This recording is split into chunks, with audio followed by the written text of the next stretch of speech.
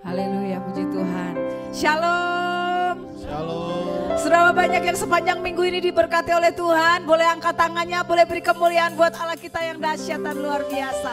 Saya percaya setiap kita adalah orang-orang yang lebih dari pemenang. Amin. Lihat coba kanan kirinya, muka-muka yang lebih daripada pemenang. Katakan kamu luar biasa hari ini. Haleluya, puji Tuhan. Bapak Ibu, satu perkara yang kita tahu bahwa Tuhan sekali-kali tidak pernah membiarkan kita. Tuhan sekali-kali tidak pernah meninggalkan kita. Hari-hari ini mungkin ada yang rasa kering, rasa haus sama Tuhan. Firman Tuhan di dalam Yesaya 44 ayat yang ketiga berkata bahwa sebab aku akan mencurahkan air ke atas tanah yang haus dan hujan lebat ke atas tempat yang kering. Aku akan mencurahkan rohku ke atas keturunanmu dan berkatku ke atas anak cucumu. Amin. Amin. Percaya hari ini Tuhan akan memberkati setiap kita. Mari bawa hati kita kepada Tuhan. Kami rindu pagi hari ini Tuhan. Penuhi kami dengan kasih-Mu, penuhi kami dengan hadirat-Mu, penuhi kami Tuhan dengan urapan kuasa-Mu yang baru. Engkau berjanji akan mencurahkan atas setiap kami yang haus dan lapar akan Engkau. Pagi hari ini Bapa, ini kami umat-Mu, ini kami anak-anak-Mu. Terima kasih Tuhan. Mari datang dengan ucapan syukur, mengucap syukur buat kepercayaan yang Tuhan berikan. Mengucap syukur buat nafas hidup yang Tuhan anugerahkan. Mengucap syukur buat kesehatan yang Tuhan masih berikan sampai hari ini. Terima kasih Tuhan. Terima kasih. Terima kasih. Terima kasih buat kebaikan-Mu Tuhan. Terima kasih buat anugerah-Mu. Terima kasih. Kami rindu pagi hari ini datang menyembah. Bawa hati kami, bawa kerinduan kami Tuhan. Ini umat-Mu, ini anak-anak-Mu Tuhan. Kami datang dengan satu kerinduan berjumpa dengan-Mu ya Tuhan. Barui kekuatan kami pagi hari ini Bapa. Barui roh kami pagi hari ini. Kami minta pengurapan yang baru turun atas kami. Kami minta hadirat Tuhan menjamah setiap kami. Kami mau berjumpa dengan Tuhan pagi hari ini. Ini pujian syukur kami Tuhan.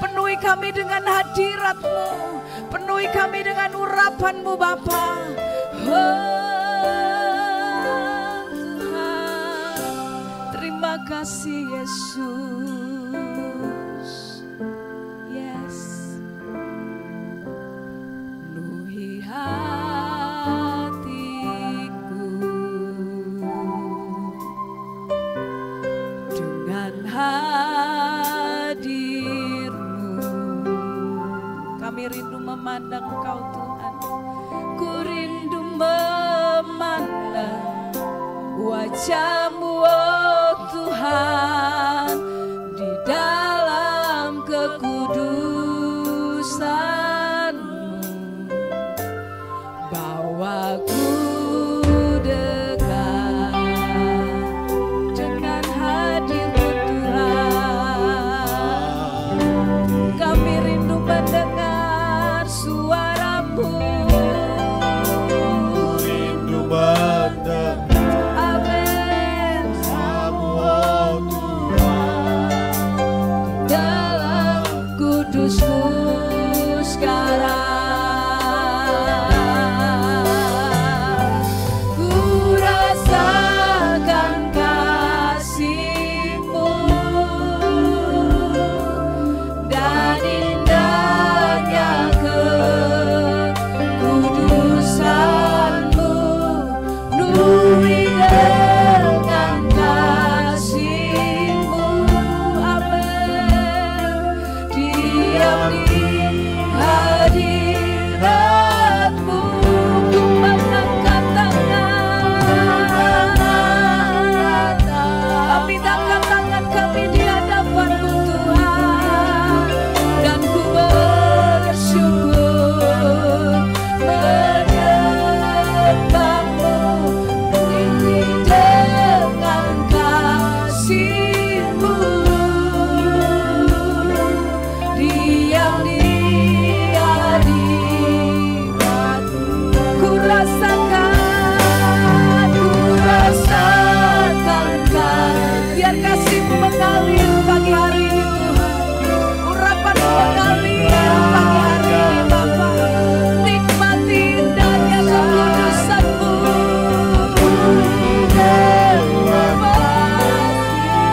Penuhi kami dengan kasih-Mu di hadirat-Mu.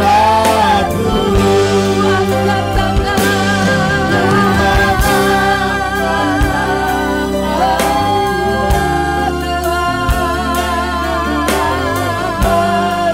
kami bersyukur.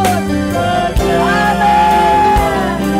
Penuhi dengan kasih-Mu. Diam di hadirat-Mu. Mari penuhi kami Tuhan. Penuhi hatiku dengan hadir-Mu, dengan hadir-Mu. Ku rindu memandang wajah-Mu Tuhan, di dalam kekudusan-Mu. Bawaku dekat Tuhan,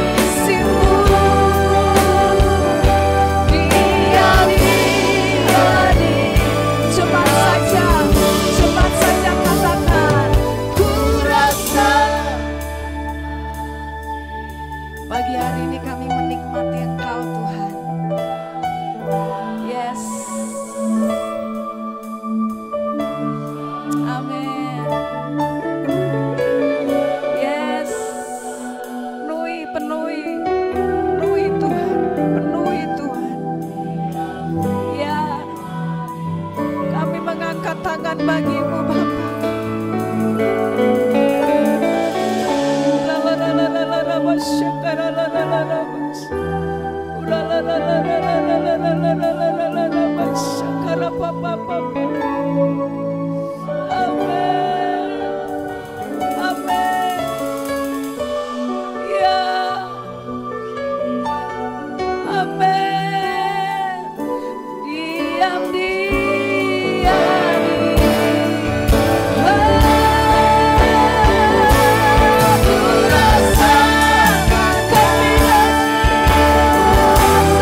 kasih-Mu matahari.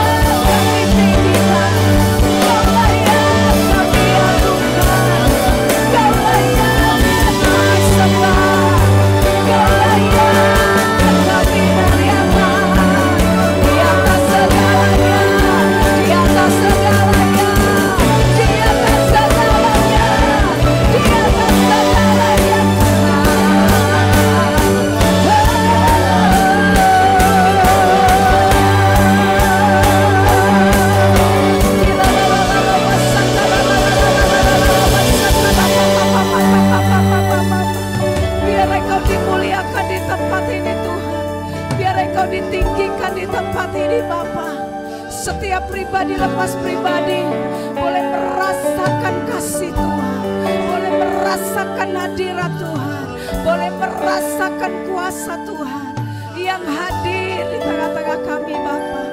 Terima kasih Tuhan, terima kasih Tuhan, terima kasih Tuhan. Kau yang mau mengangkat tangan, kau mengangkat tangan bagi Tuhan. Engkau yang mau bermasmur, engkau bermasmur bagi Tuhan. Engkau yang mau memuji, engkau yang mau berdiri, berdiri buat Tuhan. Amin. Amin. Yes, Lord. Diberkati Kau Tuhan dengan pujian kami dalam dekapan hadirat-Mu. Amin.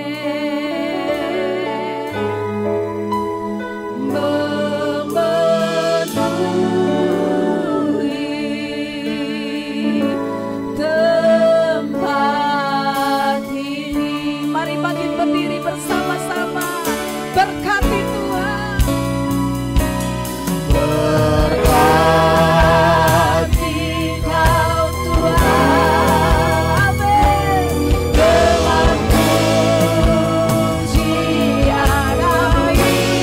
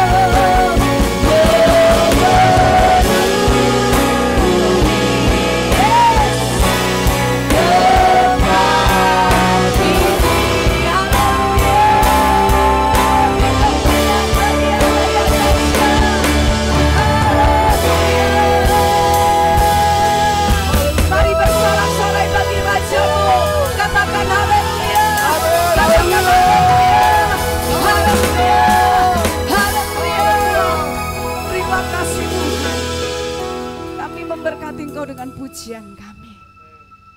Tuhan, kami percaya Engkau Tuhan yang bertahta di atas puji-pujian umat-Mu. Dan kami percaya pagi hari ini Tuhan hadir di tengah-tengah kami.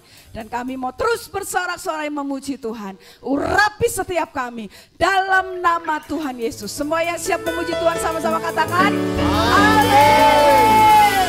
Haleluya. Kasih tots kanan kirinya. Kita punya Tuhan yang dahsyat. Kita punya Tuhan yang luar biasa. Yesus Tuhan Allah yang perkasa. Dulu, sekarang, sampai selama-lamanya. Amin.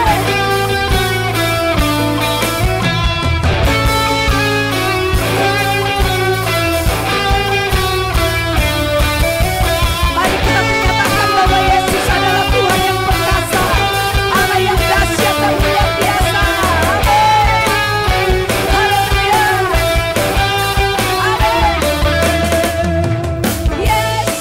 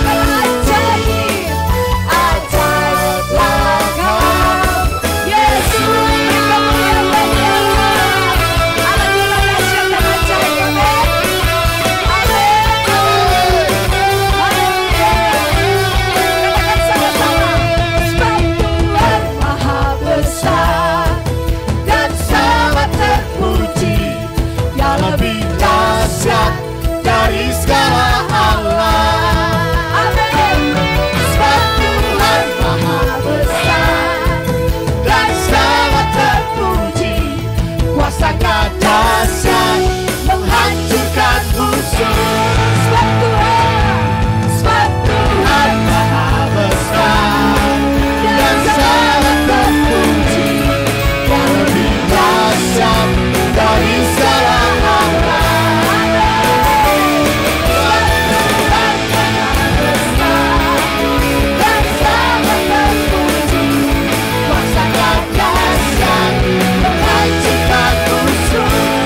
Bapak Ibu percaya Tuhan kita dahsyat.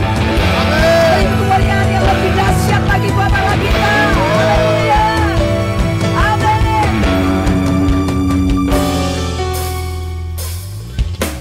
Ceritakanlah kemuliaannya di antara segala bangsa dan perbuatannya yang sungguh ajaib. Amin. Antara suku bangsa. Haleluya. Sebab Tuhan Maha besar dan sangat terpuji, yang lebih dahsyat dari segala nama. Sebab Tuhan Maha besar dan sangat terpuji, yang sangat dahsyat, menghancurkan musuh. Yang sangat dahsyat, menghancurkan musuh. Dahsyat, dahsyat, dahsyat, dahsyat, dahsyat, dahsyat, dahsyat, menghancurkan musuh. Haleluya. Kami percaya kuasa-Mu dahsyat Tuhan. Menghancurkan setiap kutuk, menghancurkan setiap musuh, menghancurkan Tuhan segala kuasa yang ada di dunia ini. Terima kasih Tuhan. Kami percaya kami tidak salah memilih Engkau sebagai Tuhan dan Raja kami. Kami milik-Mu, Engkau milik-Ku Tuhan. Berikan kami hati yang terus tulus di hadapan Tuhan.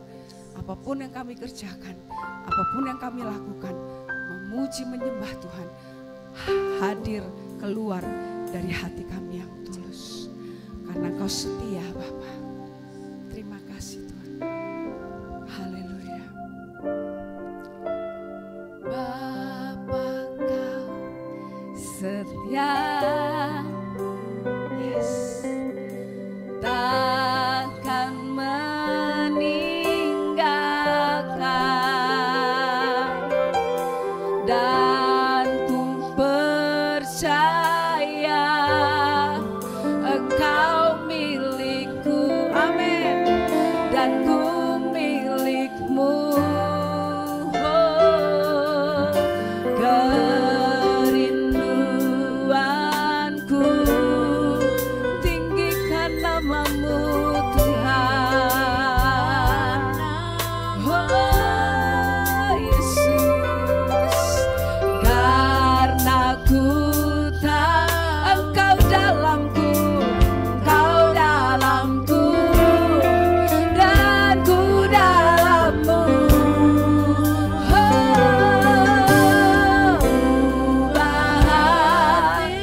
Mari jamah setiap hati kami Tuhan.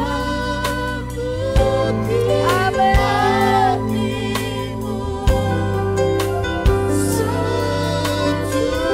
Ya, kasih-Mu Tuhan, biar mataku. Kami rindu Tuhan. Kami rindu ini terjadi dalam hidup kami.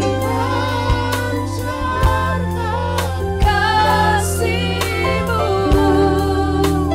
ku mau jadi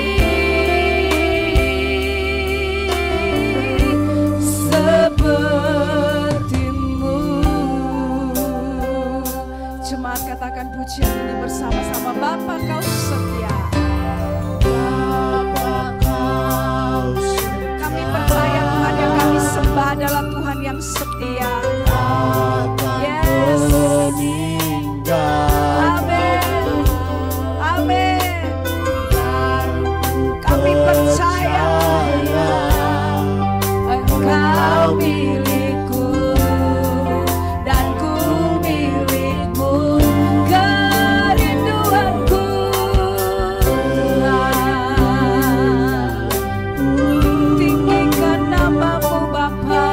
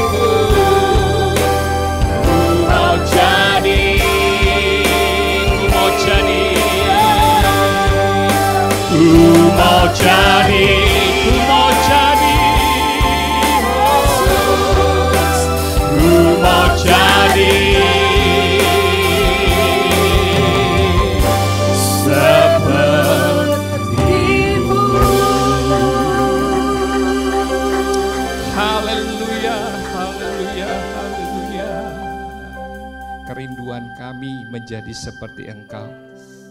Oleh karena itu kami duduk di bawah kaki Tuhan hari ini. Dan kami percaya Tuhan, Engkau ada bersama dengan kami. Dan Engkau akan berbicara kepada setiap pribadi. Oleh karena itu Tuhan, di dalam nama Tuhan Yesus, biar setiap hati terbuka akan Engkau.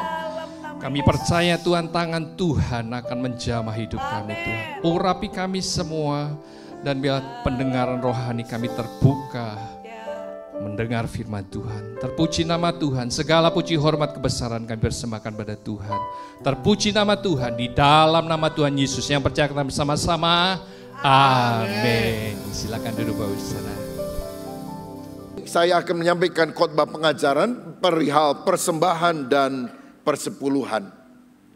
Pertama-tama mari kita lihat 2 Korintus pasal 9 ayat 6 dan ayat 7 yang berbunyi demikian. Camkanlah ini, orang yang menabur sedikit akan menuai sedikit juga, dan orang yang menabur banyak akan menuai banyak juga. Hendaklah masing-masing memberikan menurut kerelaan hatinya, jangan dengan sedih hati atau karena paksaan, sebab Allah mengasihi orang yang memberi dengan sukacita. Maleakhi 3 ayat 10 berkata demikian. Bawalah seluruh persembahan persepuluhan itu ke dalam rumah perbendaharaan, supaya ada persediaan makanan di rumahku. Dan ujilah aku firman Tuhan semesta alam, apakah aku tidak membukakan bagimu tingkap-tingkap langit dan mencurahkan berkat kepadamu sampai berkelimpahan. Amin. Saudara, topik tentang persembahan apalagi persepuluhan adalah topik yang sensitif. Karena ini berkaitan dengan uang. Bahkan topik tentang persepuluhan ini khususnya seringkali menjadi perdebatan di antara umat Tuhan. Apakah kita pada masa kini masih harus memberikan persembahan persepuluhan atau tidak? Apakah ini sesuatu yang masih relevan? Bukankah ini hanya berlaku di masa perjanjian lama? Lagi pula, kalau pendeta khotbah tentang persepuluhan, kadang ada jemaat atau netizen yang komentari gini, Pak Pendeta jangan khotbah terus soal uang, khotbahkan yang lain. Padahal kadang-kadang khotbah persepuluhan ini belum tentu setahun sekali atau 2 tahun sekali disampaikan. Kita khotbah tentang keselamatan, tentang kasih, tentang pengampunan, tentang pertobatan. Itu di setiap kali ibadah. Tapi begitu menyentuh hal yang berkaitan dengan uang, langsung sensitif, saudara-saudara. Mungkin salah satu alasannya adalah banyak orang yang ingin mendengar khotbah tentang menerima berkat. Karena memang kalau kita mau jujur, sifat dasar manusia itu serakah. Ingin lebih banyak menerima daripada memberi. Sehingga ketika kita diajar tentang bagaimana kita harus memberi kepada Tuhan dan pekerjaannya, kita resisten, kita mulai menolak. Padahal di dalam Alkitab ada ajaran tentang keselamatan, tentang Roh Kudus, tentang akhir zaman, tetapi juga tentang keuangan, tentang persembahan, tentang persepuluhan adalah hal yang jelas-jelas nyata ada di dalam kitab suci. Nah, sebetulnya saudara, kita harus sadar bahwa persembahan adalah wujud ibadah orang percaya. Ibadah bukan hanya menerima berkat dari Tuhan, menerima khotbah, menerima doa, tetapi salah satu unsur dalam ibadah adalah kita harus memberi persembahan kepada Tuhan. Orang dalam perjanjian lama diingatkan jangan menghadap hadirat Tuhan dengan tangan hampa. Engkau harus membawa persembahan sesuai dengan kemampuannya masing-masing. Orang zaman dulu mempersembahkan kambing dombanya atau burung merpati, uangnya. Pada masa kini tentu yang terutama kita harus mempersembahkan hidup kita sebagai persembahan yang kudus, hidup dan berkenan kepada Tuhan. Tetapi kita juga harus mempersembahkan hal yang lain, termasuk puji-pujian, penyembahan kepada Dia, bahkan harta milik kita, uang yang kita miliki. Nah, kalau kita baca Alkitab, sebetulnya orang yang pertama kali memberikan persepuluhan adalah Abraham, saudara sekalian.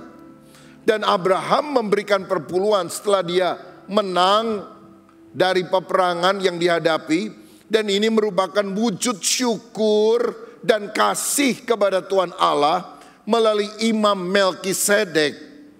Dan ini bukan aturan hukum Taurat yang Tuhan berikan melalui Musa. Karena Musanya belum lahir. Abraham memberikan, tidak ada ayat firman yang menyuruhnya.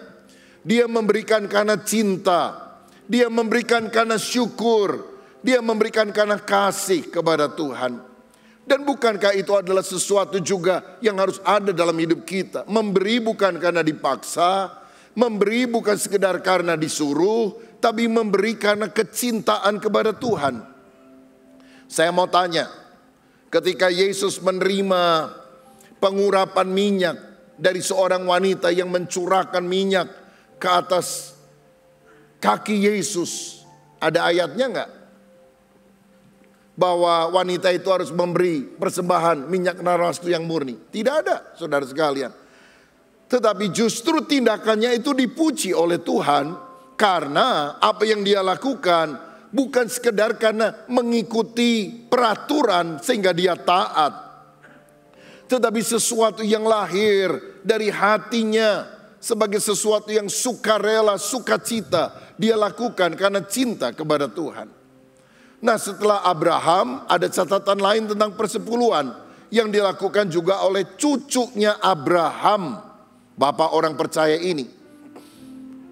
Nama cucunya adalah Yakub. Dan dia pernah berkata dalam Kejadian 28 ayat 22. Dari segala sesuatu yang engkau berikan kepadaku akan selalu kupersembahkan 1/10 kepadamu. Jadi dia berjanji, aku akan selalu, always memberikan 1/10 sebagai gaya hidup untuk menyukakan hati Tuhan. Nah saudara-saudara, hal yang sangat penting kita pahami adalah bahwa 1/10 bukanlah prinsip bisnis rohani. Seakan-akan ketika kita memberi kepada Tuhan, maka Tuhan akan membalas berlipat ganda, berlimpah-limpah. Kalau kita memberi, nanti Tuhan balas berlimpah-limpah, kayak mancing Tuhan. Kalau kita pancing dengan ikan teri, dapat ikan tongkol. Kita pancing dengan ikan tongkol, nanti dapat ikan paus. Saya yakin relasi kita dengan Tuhan bukan relasi transaksional, bukan relasi dagang. Tapi cinta kita sebagai seorang anak yang pertama-tama telah menerima kelimpahan dari Bapa. Itu dasarnya. Bukan dagang, tapi relasi kasih. Saya anak Tuhan, saya sudah diberkati oleh Tuhan. Dan berkat terbesar yang kita terima adalah keselamatan dalam Yesus. Kita dilepaskan dari neraka dan kita dijamin masuk ke dalam kerajaan sorga. Berkat apa lagi yang lebih besar daripada itu? Karena itu Maliahi 3 ayat 10 yang tadi kita baca, bawalah persembahan persepuluhan ke dalam rumah perbendaharaan. Harus kita lihat dalam kerangka rohani bahwa kita memberi karena kita sudah terlebih dahulu menerima berkat dari Tuhan. Lagi pula kita harus sadar bahwa sebetulnya segala sesuatu yang kita punya adalah milik daripada Tuhan sendiri. Mazmur 24 ayat 1 berkata, Tuhanlah yang empunya bumi serta segala isinya dan dunia serta yang diam di dalamnya. Jadi sebetulnya Tuhan adalah owner, sang pemilik.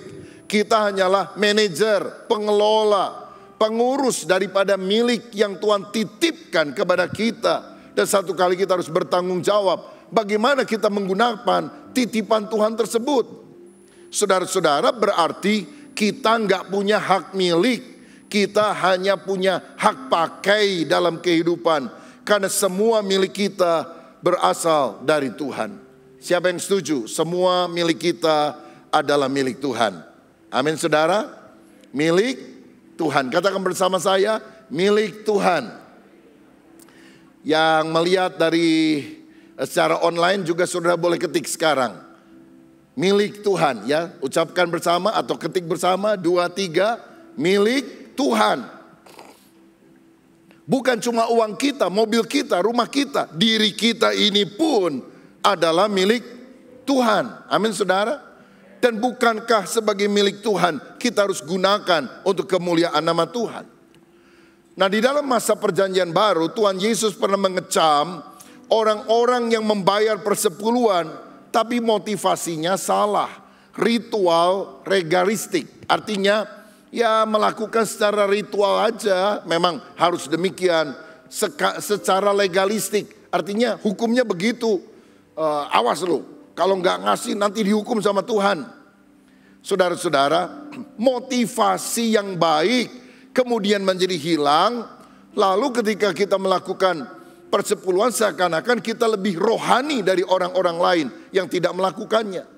Tuhan, aku orang baik, aku tidak mencuri, aku tidak membunuh, aku tidak berzina. Aku berpuasa seminggu 2 kali dan aku memberi persepuluhan. Aku tidak sama seperti pemungut cukai yang di belakang. Nah ini kan doa daripada orang Farisi yang sombong. Itu yang dikecam oleh Tuhan.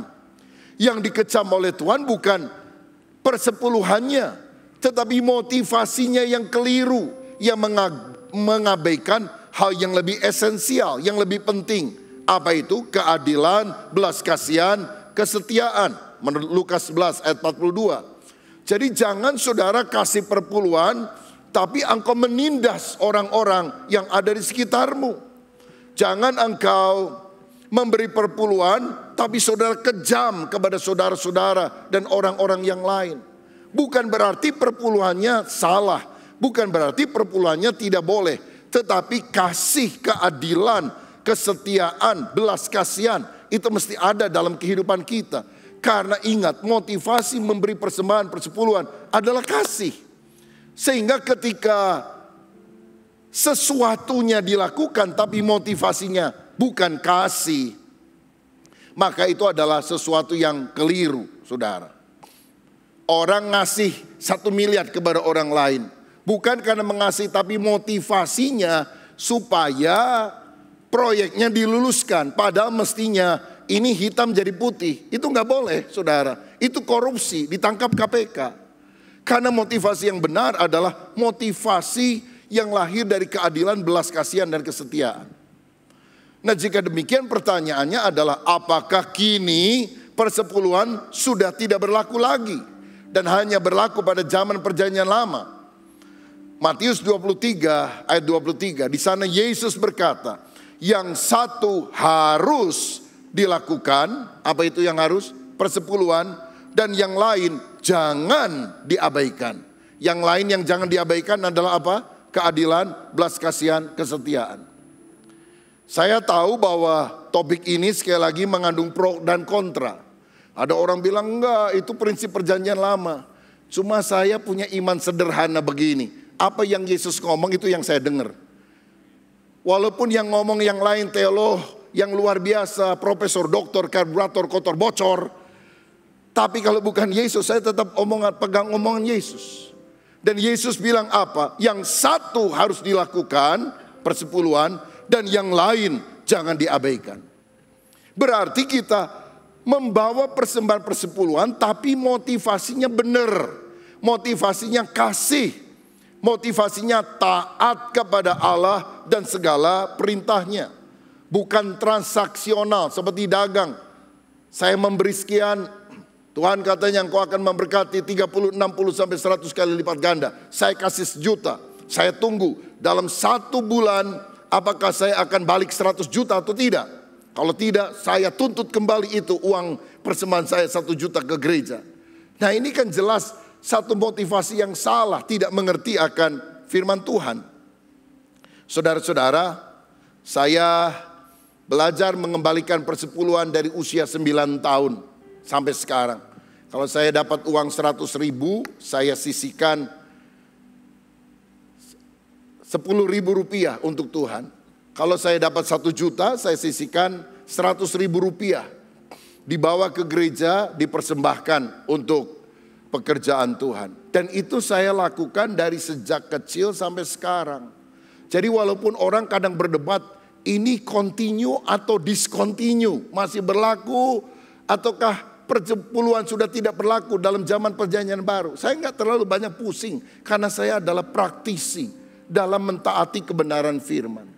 Jangan cuma jadi orang yang berteori, bahkan jadi akademisi yang tidak pernah mempraktekkan firman. Karena yang Tuhan cari itu bukan sekedar tahu banyak, tapi mempraktekkan apa yang Tuhan ajarkan kepada kita. Sampai hari ini saya bisa bersaksi, janji Tuhan berlimpah. Aku akan memberkati engkau, aku membukakan tingkap langit. Ada berkat-berkat yang luar biasa, bukan hanya secara materi. Tapi saya katakan tadi, berkat yang terbesar adalah keselamatan di dalam Yesus. Itu sukacita yang luar biasa, saudara-saudara. Ada yang bilang, wah kalau pendeta khotbah perpuluhan berarti dia ingin disumbang supaya lebih kaya raya. Saya mau bilang di gereja kita, perpuluhan yang masuk bukan untuk pendeta, saudara-saudara. Kita sudah memiliki sistem pengaturan keuangan yang baik. Jadi semua persembahan, persepuluhan masuk ke kas gereja dan digunakan untuk berbagai hal. Dengan prosentase masing-masing yang ada atau dengan batas tertentu yang ada untuk berbagai program dan kegiatan. Ada bagian untuk hamba Tuhan, para full timer dan juga para pelayan Tuhan yang lain yang melayani. Ada keperluan-keperluan umum gereja dan juga banyak hal-hal yang berkaitan dengan hal tersebut.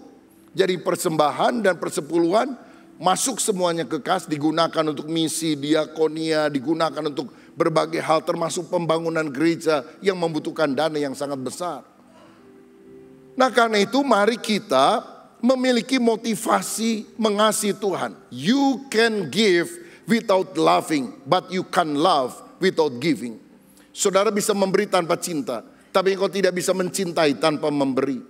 Orang yang mengasihi akan memberi, bahkan menyesal. Mengapa saya tidak bisa memberikan yang lebih baik kepada orang yang kita cintai? Begitu juga kalau kita sadar Tuhan begitu baik dalam hidup kita, bukankah kita seharusnya belajar memberikan yang terbaik kepada Dia? Saudara, kita harus tahu bahwa 100% hidup kita ini adalah milik Tuhan. Ada yang bilang gini, saya sih tidak suka kasih perpuluhan karena itu zaman perjanjian lama. Hidup saya 100% untuk Tuhan. Oh, kelihatannya keren. Tapi saya mau bilang gini, orang yang bilang hidup saya 100% untuk Tuhan, tapi perpuluhan aja dia abaikan. Nggak jujur, saudara-saudara. Tidak jujur, karena itu walaupun kita sadar bahwa 100% hidup kita adalah milik Tuhan, persembahkanlah tubuhmu sebagai persembahan yang hidup, yang kudus, yang berkenan kepada Allah, 100% bagi Tuhan. Tapi perpuluhan adalah jumlah minimal yang harus kita persembahkan kepada Dia. Takarannya apa? Kalau kita berani ngomong 100% hidup saya untuk Tuhan, 10% aja kagak. Itu namanya pintar bersilat lidah, pintar memutar kata-kata, tapi tidak pintar untuk mempraktekkan firman Tuhan. Saya nggak lagi hitung-hitungan soal persepuluhan sampai detil, tidak seperti itu. Pokoknya jangan kurang dari 10%. Jadi kita memberi dengan limpah, saudara-saudara. Ya, bisa berapa? Lebih dari 10%, 12%, 15%, 20%. Bagaimana Tuhan menggerakkan kita dan kita melihat kebutuhan kita memberi minimal 10%. Kalau saudara anggap bahwa persepuluhan itu hukum Taurat, walaupun saya tadi bilang mulainya bukan dari Taurat tapi dari Abraham, bapa orang percaya yang beriman. Tapi seandainya saudara bilang perpuluhan dari Taurat, bukankah hukum kasih lebih tinggi dari hukum Taurat? Kalau Taurat aja mengisyaratkan 10%, kalau kita mengasihi, maka 10% itu menjadi satu persembahan minimal. Dan Tuhan bilang, aku membuka tingkap langit, mencurahkan berkat. Uji aku. Saudara, kasih Tuhan dengan sendok kecil, Tuhan akan balas dengan sekop raksasa. Nggak akan menang kita kalau kita taat kepada firman. Sekali lagi tujuannya bukan transaksional, tapi Tuhan bilang, uji aku. Kamu nggak percaya kepadaku? Kalau kita tidak bisa mempercayakan keuangan kita kepada Tuhan, kita nggak bisa mempercayakan seluruh aspek hidup kita yang lain kepada Tuhan. Nah saudara, jadi kita lihat di sini, dasar dari perpuluhan adalah ketaatan kita akan perintah Tuhan. Sedangkan dasar daripada persembahan adalah kerelaan hati kita. Kalau persepuluhan jelas 10% dari penghasilan bersih yang Tuhan berikan kepada kita. Sedangkan dasar daripada persembahan adalah kerelaan, sukacita, terserah besarnya berapa. Ya, ada persembahan syukur, persembahan buah sulung. Saya menganggap bahwa itu adalah persembahan yang didasari dari kerelaan, yang nilainya tidak ditentukan. Besarnya berapa? Sebulan gaji, 2 bulan gaji. Saya tidak menganggap demikian karena dasarnya kerelaan. Semakin saudara rela, semakin saudara bisa memberi dalam jumlah yang lebih besar. Tapi kalau perpuluhan adalah ketaatan. Karena dituliskan 1/10 itu adalah milik daripada Tuhan. Saya berdoa supaya saudara menjadi orang Kristen yang dewasa rohani. Dan salah satu ciri dewasa rohani adalah mempercayai Tuhan dalam hal keuangan ketika kita belajar mengembalikan persepuluhan yang adalah milik Tuhan. Ada banyak orang datang ke gereja mendengarkan firman, tapi luput dalam hal satu ini. Saya sebagai gembala saudara bukan hanya berkhotbah, tapi memberikan contoh teladan. Ayah saya melakukan itu, saya melakukan itu, anak-anak saya melakukan itu. Mengembalikan perpuluhan. Tidak beban saudara, sukacita. Karena Tuhan bisa mengalirkan sesuatu yang jauh lebih besar dari apa yang kita pikirkan. Nah sekarang kita akan lihat bagaimana prinsip persembahan yang tadi kita juga baca dari 2 Korintus pasal 9 ayat 6 sampai ayat 10. Yang pertama, kalau kita memberikan persembahan, tadi saya bilang dasar dari perpuluhan adalah apa? Ketaatan. Dasar dari persembahan adalah apa? Kerelaan. Jadi ketaatan dan kerelaan. Boleh diucapkan bersama-sama? Yang netizen juga boleh ketik ya. Ketaatan dan kerelaan. 2, 3. ketaatan, dan kerelaan. Nah sekarang persembahan yang dasarnya kerelaan itu ada beberapa prinsip. Pertama, kita harus menabur secara proporsional. 2 Korintus 9 ayat 6 berkata demikian. Camkanlah ini, orang yang menabur sedikit akan menuai sedikit juga. Dan orang yang menabur banyak akan menuai banyak juga. Yang naburnya sedikit akan menuai sedikit. Yang menaburnya banyak akan menuainya banyak. Saudara mau diberkati sedikit atau banyak? Banyak, berarti menaburnya harus banyak. Nah tetapi saudara, saya mau katakan lebih dalam tentang hal ini. Yang dimaksudkan dengan sedikit atau banyak di dalam ayat ini tidak boleh diartikan semata-mata secara jumlah atau nominal. Kalau saya ngasih 100.000, berkatnya lebih sedikit daripada kalau saya ngasih 1 juta. Kalau gampangnya kan mikirnya seperti itu. Tapi yang Tuhan maksudkan adalah proporsional. Misalnya, ada janda miskin yang datang ke bait Allah dan memberikan persembahan dalam jumlah menurut takaran orang sedikit. Cuma 2 peser, cuma 2 uang logam, ting begitu ya. Kita bilang persembahanmu itu harus berbau harum, bukan berbunyi nyaring, ting begitu saudara. Jadi waktu dia kasih 2 keping, ting berbunyi nyaring, orang bilang aduh dikit banget ngasihnya kepada Tuhan. Tapi Yesus bilang dia memberi lebih banyak daripada semua orang yang lain. Karena dia memberi seluruh nafkahnya, seluruh yang dia miliki. Jadi menurut catatan atau pemikiran orang, tolong diklik. Bahwa memberi ini adalah sedikit, cuma 2 peser. Tapi di hadapan Tuhan, dia memberi dalam jumlah yang besar, yang banyak. Karena dia memberi seluruh yang dimilikinya. Berarti sedikit banyak di sini lebih berbicara soal proporsi. Maksudnya bagaimana? Misalnya, kalau saudara memberi persembahan 1 juta sama 100.000, mana lebih besar? 1 juta kan lebih besar dari 100.000. Tapi kalau saudara yang memberi 1 juta, engkau punya uang 1 miliar, maka 1 juta itu kecil. Karena 1 juta itu hanya 0,1% dibandingkan dengan 1 miliar yang saudara miliki. Tetapi kalau saudara memberi 100.000, pada uang saudara itu hanya 1 juta, maka persembahan saudara 10%. 100 kali lipat proporsinya lebih besar dari orang yang memberi 1 juta pada dia memiliki 1 miliar. Bisa paham saudara? Jadi tiap orang punya takaran masing-masing. Kalau ada orang memberi persembahan untuk pembangunan 5 juta rupiah, pada penghasilannya 1 bulan 5 juta juga, itu besar sekali.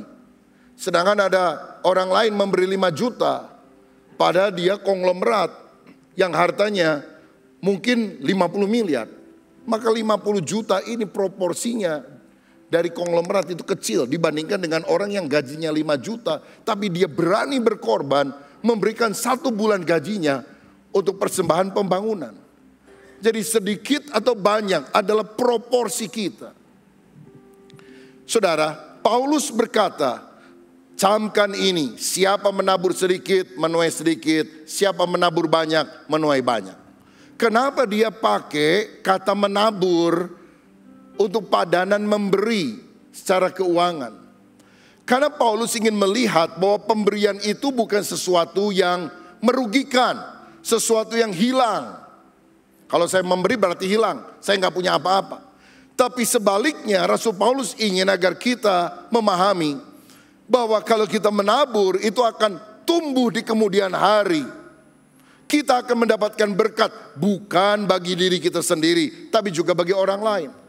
Menabur benih padi akan menuai padi dalam jumlah yang lebih besar dari apa yang kita tabur. Menabur benih jagung atau mangga akan mendapatkan jagung atau mangga yang jauh lebih besar, lebih banyak dari apa yang kita tabur. Karena itu belajarlah sadar bahwa menabur bukan hilang, menabur bukan rugi. Menabur adalah sesuatu yang kita yakini akan bertumbuh di dalam anugerah Tuhan. Bukan hanya soal uangnya, tapi soal kaya akan kemurahan hati. Itu yang kita miliki dalam kehidupan. Saudara-saudara, yang kedua, menabur dengan sukacita. Ayat 7a dari 2 Korintus 9 tadi berkata demikian. Hendaklah masing-masing memberikan menurut kerelaan hatinya, jangan dengan sedih hati atau karena paksaan. Jadi memberi itu juga harus dengan sukacita, dengan sukarela, jangan terpaksa. Ada banyak orang bilang, oh saya memberi sukacita kok, setiap kali persembahan atau apapun saya memberi sukacita. Kenapa? Saudara membeli 10.000 rupiah, padahal uangmu banyak. Ya sukacita saudara, karena gak kerasa apa-apa begitu.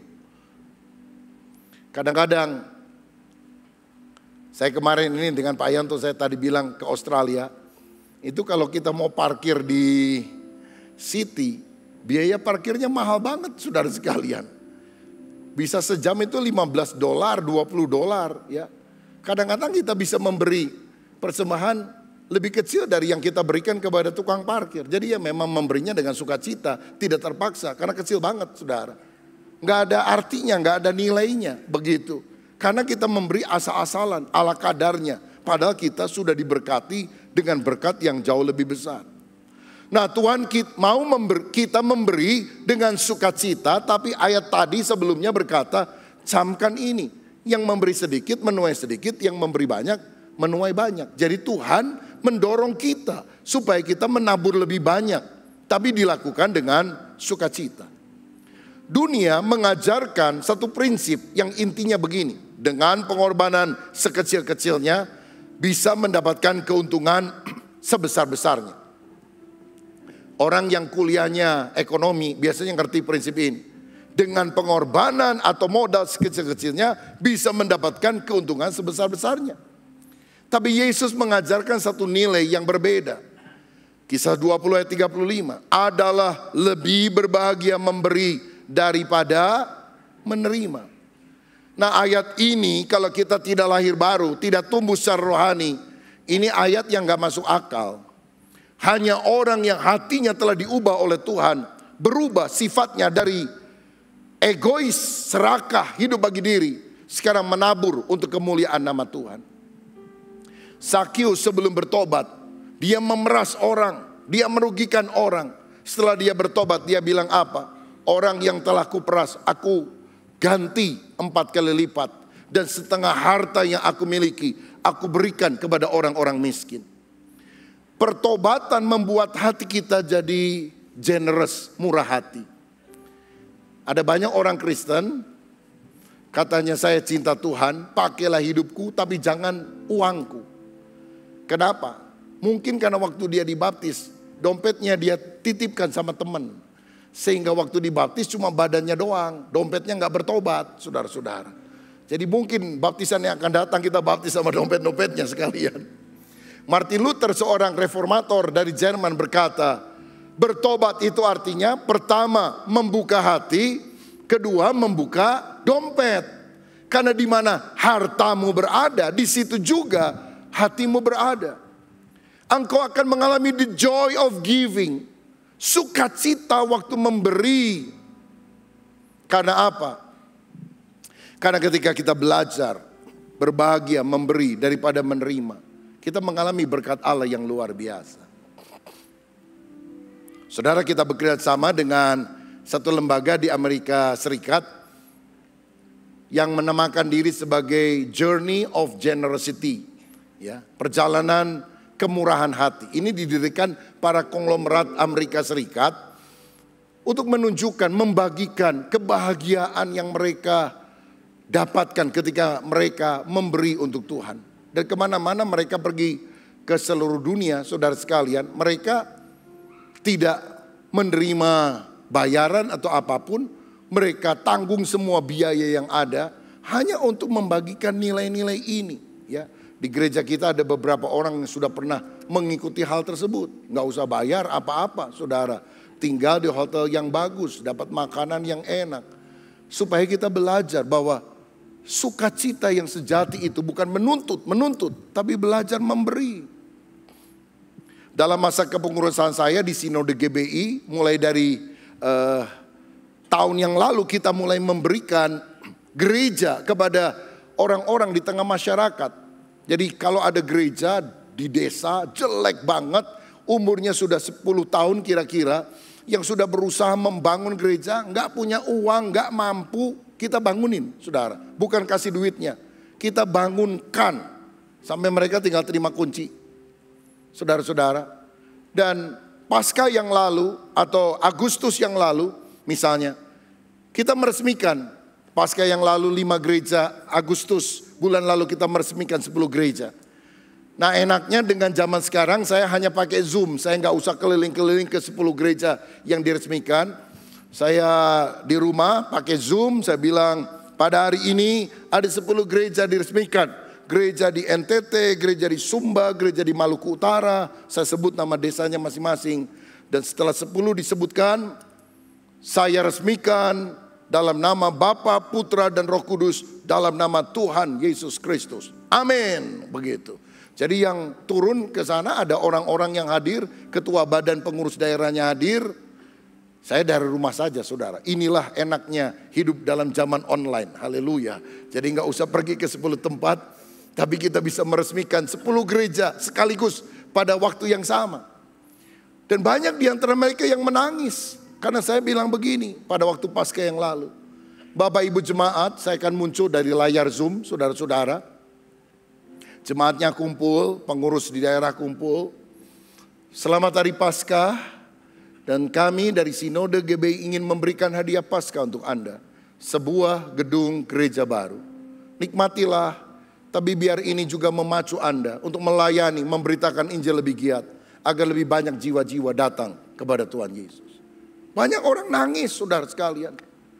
Nangis karena mereka bilang, kami dengan kemampuan bertahun-tahun tidak bisa membangunkan gereja ini. Tapi dari sumbangan para donatur, kami bisa memiliki gedung gereja yang indah. Ketua badan pengurus daerahnya bilang, ada gereja-gereja Pak, yang bahkan sampai Tuhan Yesus datang mungkin, gak mungkin bisa membangun gereja sebagus ini. Karena penghasilan mereka sangat pas-pasan. Kasih persembahan aja buah pisang atau apa sama pendetanya. Pendetanya hidup sangat sederhana. Dan ketika kita melakukan bagian kita, the joy of giving itu mengalir dari kehidupan, saudara. Ada sukacita yang luar biasa. Dan benar apa yang Yesus bilang, terlebih bahagia memberi daripada menerima. Sadarilah bahwa pemberian kita sebetulnya bersumber dari Allah sendiri. Sehingga kita harus menjadi saluran berkat bagi orang lain. Kita ini seperti pipa saluran, kita bukan sumbernya. Jangan pernah merasa sombong kalau kita bisa memberi. Karena kita bukan sumbernya, kita cuma saluran. Kalau sumbernya mengalir dengan deras, salurannya mampet, gak dipakai lagi, saudara sekalian. Atau dibenerin setidaknya, supaya dia bisa jadi saluran yang baik. Hidup kita menerima berkat dari Tuhan. Dan harus menyampaikan berkat kepada orang lain. Karena itu kalau saudara terima apa-apa dari temanmu, katakan terima kasih. Itu artinya hari ini saya yang terima, besok saya yang ngasih. Terima kasih. Terima kasih. Kalau saudara cuma mau terima, jangan bilang terima kasih. Terima-terima. Hari ini saya terima, besok terima lagi. Tapi kekristenan mengajarkan supaya kita menjadi orang yang tahu berterima kasih. Terima kasih. Karena Tuhan adalah pemberi yang terbesar. Dia adalah Allah yang murah hati, generous. Dia bahkan rela menyerahkan putra tunggalnya, Yesus Kristus, bagi keselamatan kita. Bukankah itu milik yang terbaik yang dia miliki? Putra tunggalnya, lebih dari harta, lebih dari sorga. Kita telah ditebus bukan dengan emas dan perak, tapi dengan darah domba Allah, darah anaknya yang tunggal. Bukankah sudah seharusnya kita murah hati, seperti Bapa Sorgawi juga murah hati.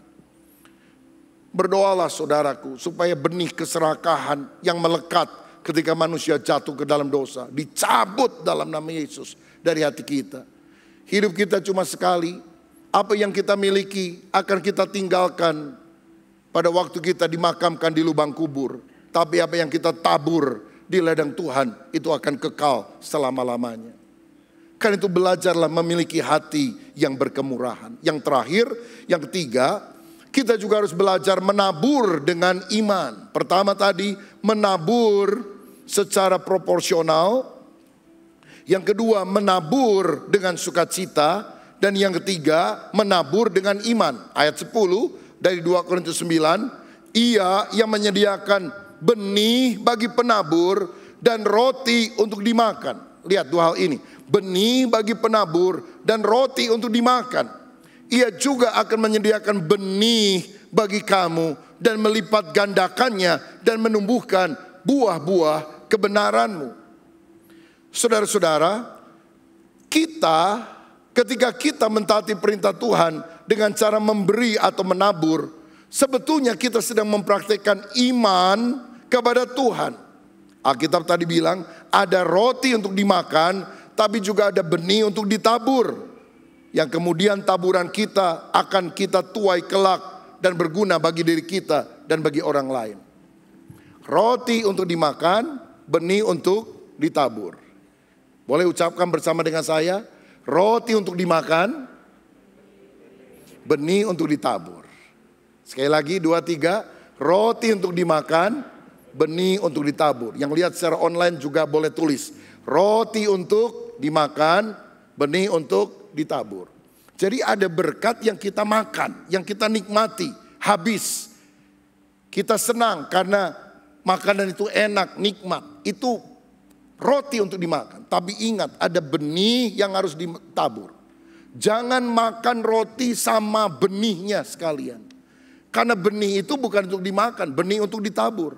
Roti untuk dimakan. Saudara bisa paham dua hal ini? Ada berkat untuk kita nikmati, ada berkat yang harus kita tabur. Kalau saudara makan buah mangga, saudara buka kulitnya dengan pisau, lalu kita buka makan mangganya, enak, manis, harum manis misalnya. Tapi peloknya jangan dimakan, saudara. Pelok itu adalah biji yang harus ditabur. Saudara makan pelok bisa mati, saudara sekalian. Karena itu saya mau bilang jangan serakah. Makan mangga jangan sama peloknya. Makan mangga dagingnya saja, buahnya saja. Peloknya harus ditabur. Karena dengan ditabur itu akan bertumbuh dengan subur. Ada bagian dalam uangmu yang harus engkau tabur untuk pekerjaan Tuhan. Siapa sumbernya? Tuhan. Dia yang memberi roti untuk dimakan dan benih untuk ditabur. Saudara-saudara, kita tidak menggantungkan iman kita kepada pemberian Tuhan, tapi kepada pribadi Tuhan yang kita yakini sanggup menyediakan roti untuk dimakan, tapi juga benih untuk ditabur bagi pekerjaannya.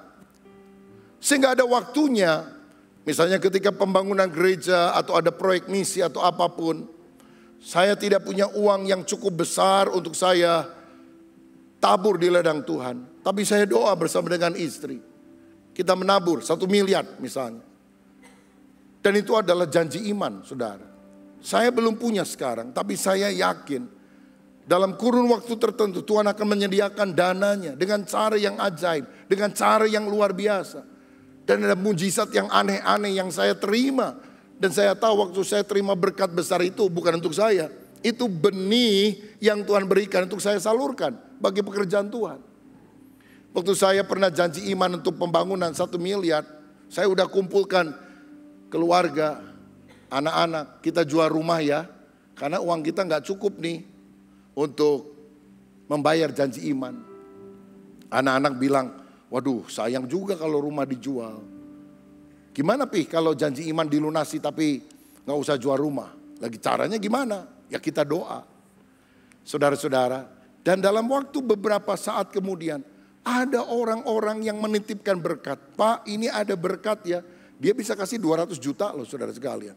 Saya juga bingung, banyak banget. Tapi saya tahu itu bukan roti untuk dimakan, itu benih untuk ditabur.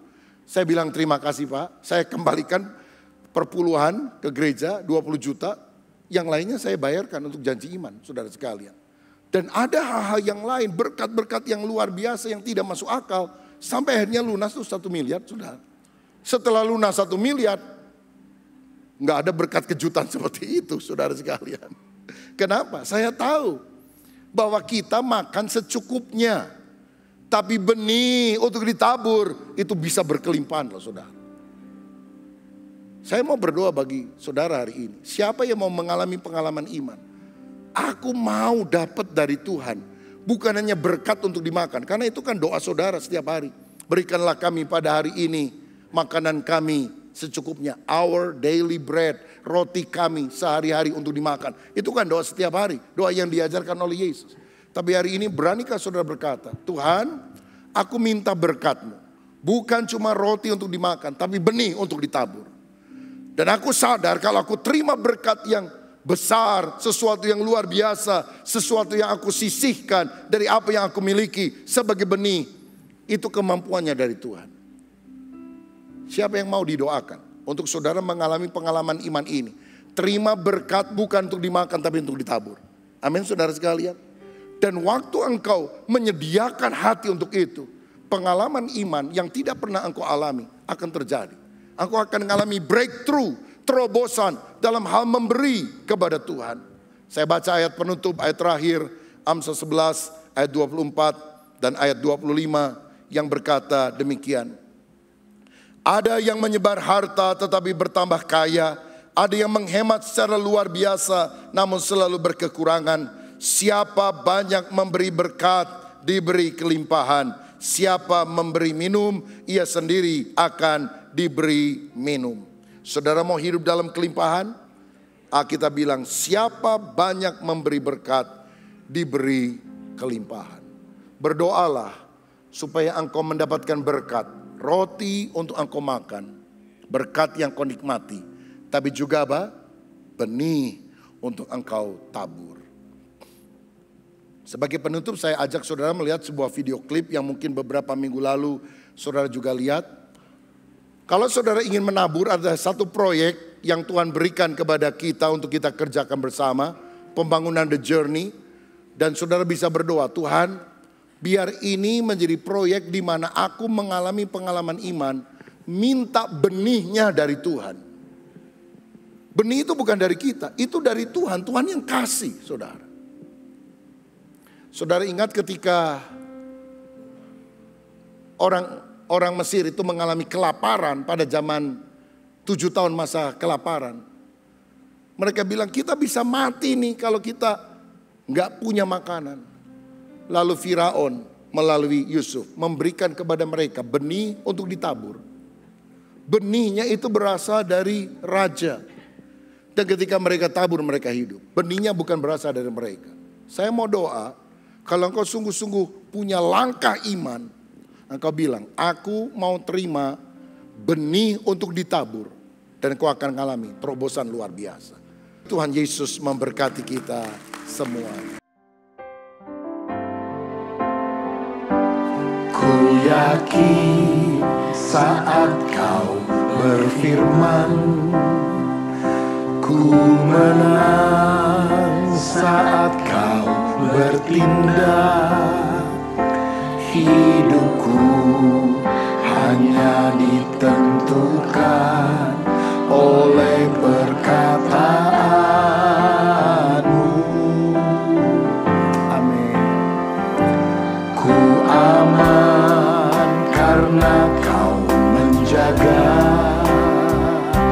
Ku kuat karena kau menopang. Hidupku hanya ditentukan oleh kuasa-Mu. Amin. Bagi Tuhan tak ada yang mustahil. Bagi Tuhan tak ada yang tak mungkin. Mujizatnya disediakan bagiku. Ku diangkat dan dipulihkannya. Saudara sekalian, saat ini kita akan menerima perjamuan kudus. Alkitab berkata, Sebab apa yang telah kuteruskan kepadamu telah aku terima dari Tuhan, yaitu bahwa Tuhan Yesus pada malam waktu ia diserahkan mengambil roti, dan sesudah itu ia mengucap syukur atasnya. Ia memecah-mecahkannya dan berkata, inilah tubuhku yang diserahkan bagi kamu, perbuatlah ini menjadi peringatan akan aku. Mari kita siapkan roti di tangan kanan kita. Apakah saudara percaya roti yang diberkati ini ada persekutuan dengan tubuh Tuhan Yesus yang telah dipecah-pecahkan karena dosa-dosa kita? Amin. Mari kita makan dalam nama Tuhan Yesus Kristus.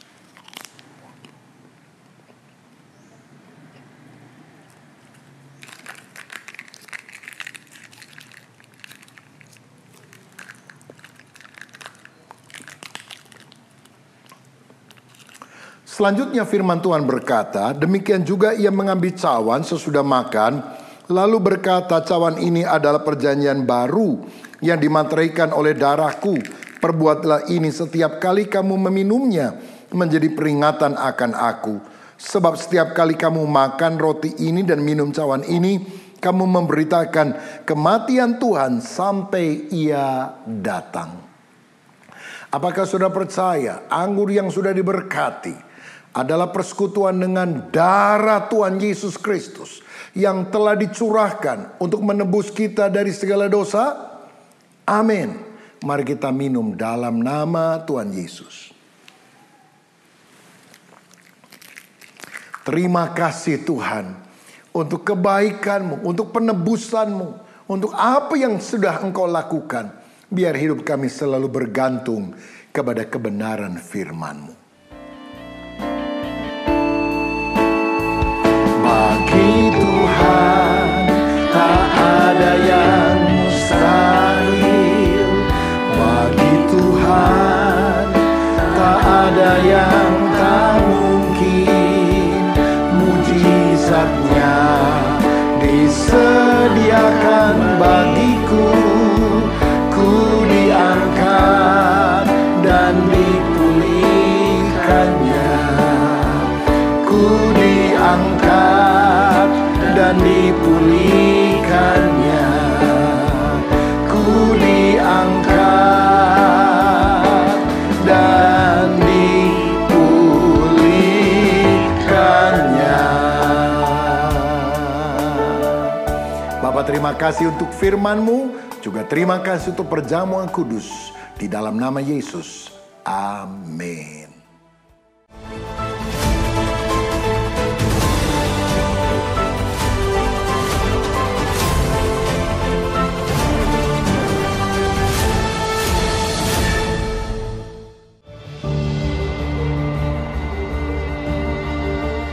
Shalom saudara sekalian, salah satu ciri utama dari seorang murid Kristus sejati adalah loyal dan rela berkorban. Loyal artinya setia dengan tugas yang dipercayakan kepada kita. Barang siapa setia dalam perkara yang kecil, Tuhan akan memberikan tanggung jawab dalam perkara yang besar. Rela berkorban seperti Yesus yang bahkan rela mati di kayu salib demi kepentingan kita supaya kita diselamatkan. Kalau ada orang yang jadi Kristen inginnya dapat untung dari Tuhan, diberkati, hidup nyaman, hidup enak, saya rasa dia bukan murid yang meneladani Kristus. Kita ini harus jadi orang yang suka memberi untuk Tuhan, suka melayani pekerjaan Tuhan, berkorban supaya kerajaan Allah ditegakkan di atas muka bumi. Dan ketika kita sungguh-sungguh punya sikap demikian, maka hidup kita akan jadi berkat bagi banyak orang. Saya percaya loyalitas dan kerelaan berkorban merupakan tanda bahwa kita tumbuh dewasa di dalam Tuhan. Ayo kita rajin ibadah, rajin berdoa, rajin melayani, rajin menabur di ladang Tuhan.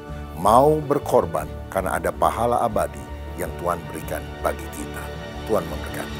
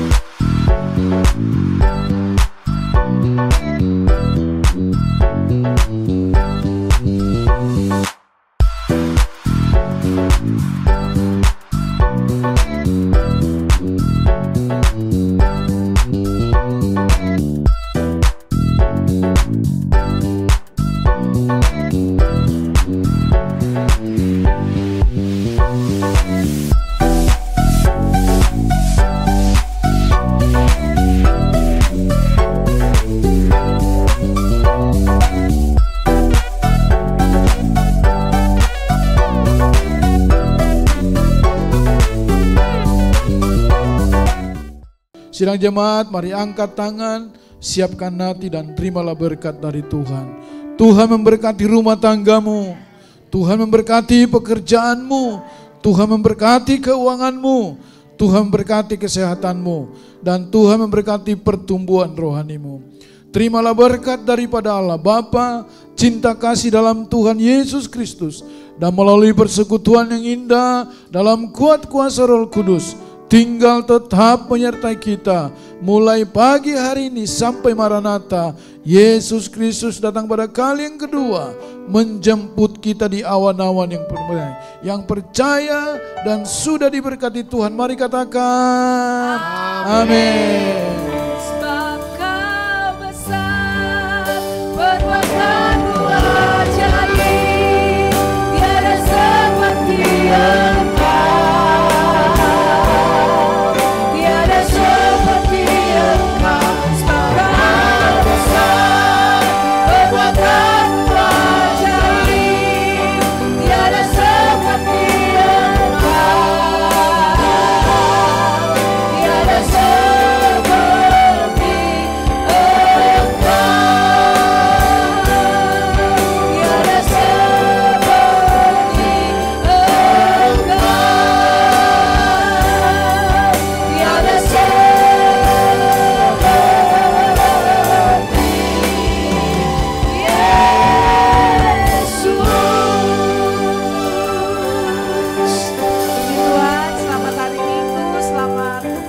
Yesus memberkati Bapak Ibu Saudara.